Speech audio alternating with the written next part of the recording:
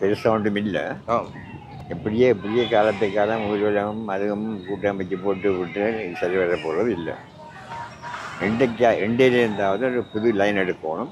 என்ன லைன் என்று உங்களுடைய அறிவுரை? தொகுதி ரீதியாக ஒரு குழு எம்பி மேலாக லோக்கல் கவர்மெண்ட் மெம்பர்ஸ் அவையை வச்சு கலெக்ட் பண்ணணும். ஒவ்வொரு வீட்டுக்கும் போய் இந்த முன்னாடியோடைய இப்போ லோக்கல் பாடிஸ் எல்லாம் பாய்க்கலாம்.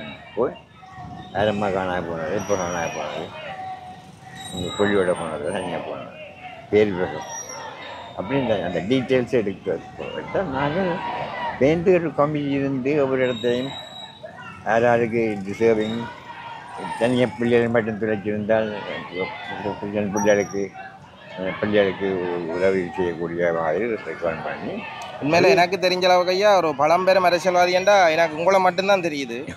இப்போ உங்களோட காலத்துலேருந்து இதுகள் எல்லாத்தையும் நீங்கள் பார்த்து கொண்டிருக்கிற ஒரு ஆள் தானே. நான் என்ன செய்ய, நான் என்னால் முடிஞ்செல்லாம் என்ன குறுக்கு பாதையாக போன கூடிய நான் தான் எம்பி. அதில் என்ன நான் தான் எம்பிஎம் என்றது பெரும் தலைவர் செல்வநாயகம் கடைசியாக பர்த்டேக்கு தண்டை பர்த்டேக்கு வந்து என்னோட காரில் என்னையும் கூட்டிட்டு கொண்டு போய் எண்ணெய் பூ போட்டு ஆசீர்வதிச்சு போட்டு 3ஆம் நாட்டு வீட்டுக்கு வந்து எக்ஸசைஸ் செய்ய மூச்சாகிட்டார் வண்டி சாமியால். அப்போ இந்த மக்களுக்கு ஒரு விடிவு விமோசனம் கிடைக்குமான்ட்டு நீங்கள் நம்புறீங்களா? அது நாங்கள் தான் தூண்டோம். இப்படி போய் சொல்ல போகிறது இல்லை. இப்போ உள்ளூராட்சி அவங்கெல்லாம் இருக்குது இல்லை, அவையை பாய்ச்சி ஒவ்வொரு கமிட்டி அந்தந்த ஏரியாவில் யார் காணாமல் போனது, அவரோட கூட காணாமல் போன பிள்ளையா தேவைப்பண்ண புருஷன் இல்லை தனியாக பிள்ளையான்னு காணாமல் அந்த டீட்டெயில்ஸ் எடுத்தால் எந்த ஒரு கமிட்டியை ஃபார்ம் பண்ணி வெஹிக்கிள் எல்லாம் கொடுப்பாரு. அந்த வெஹிக்கிள் ஏதாவது ஒன்றையும் இல்லா டைம்லேருந்து ஒன்றும் இல்லாத வெஹிக்கிள் ஏதாவது முக்கியமாக அவங்களுடைய மகன் கனடாவில் வந்து ஒரு அமைச்சராக இருக்கிறாரு ஹரி ஆனந்த் சங்கரி அண்ணா. ஏன் அவர் ஸ்ரீலங்காவுக்கு வந்து இந்த நிலைமையில வந்து பார்வையிட்டு அங்கே ஒரு அறிக்கை அடைகிறார்? வந்து போனவன் நான் கேட்குறது கேட்டால் எந்த பாலிட்டிக்ஸும் அந்த பாலிட்டிக்ஸும் மிக்ஸ் பண்ணக்கூடாது. கதைக்கிறேன் இல்லையா நீங்கள்? இங்கே வந்தவன் சாப்பிட்டு போனேன். அவன் தான் பெருசாக அந்த அரசியல் கேட்குது.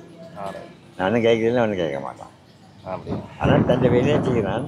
நாங்கள் சப்போர்ட் பண்ணுறது. ஐயாவுக்கு இப்போ எத்தனை வயசாகுது? 93. அப்படியா?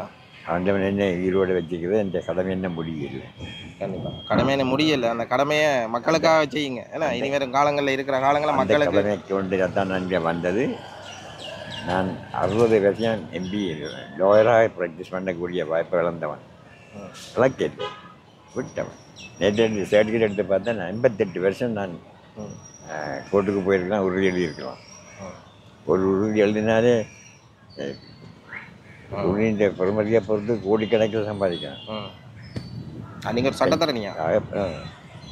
சட்டத்தரணி அட்டோனி இது நொத்தாரிஸ் மற்றது. அப்போ எனக்காக பென்ஷன் தான் இந்த வேகமாக அதுதான் மக்கள் உங்களை வந்து ஒரு என்ன ஏன் ஆதரிக்காததுக்கு என்ன காரணம் நீங்கள் நினைக்கிறீங்க? ஆதரவு இல்லாததுக்கு ஒரு காரணம்னா நீங்கள் என்ன நினைக்கிறீங்க? ஆதரவு இல்லைன்றதில்ல.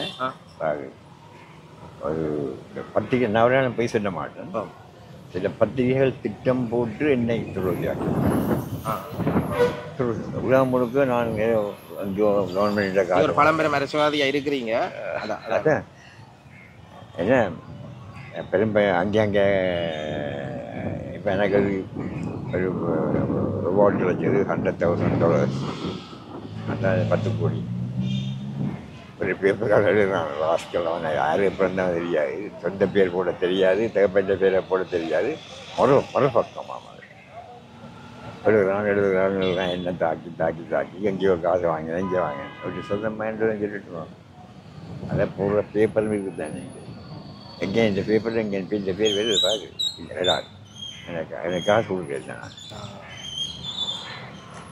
ஒரு பத்திரிகை நினைச்சா ஒரு தடவை நல்லவராக ஆக்கலாம், நல்லவனை கெட்டவனும் ஆக்கலாம். என்ன நல்லவனை ஆக்கினாலும் இங்கிலீஷ் பேப்பர் இருக்க ஆட்டில் பார்த்தாண்டா நீரை அழுவீர் என்ன உண்மை. அப்படி 8 பக்கம் 10 பக்கம் அது நான் இல்லை காலத்து யாரும் பப்ளிஷ் பண்ணுறதுக்காக கிடைக்கும். அவ்வளோத்தையும் தாங்கி கொண்டும் போய் கம்பீரமாக நிற்கிறீங்க.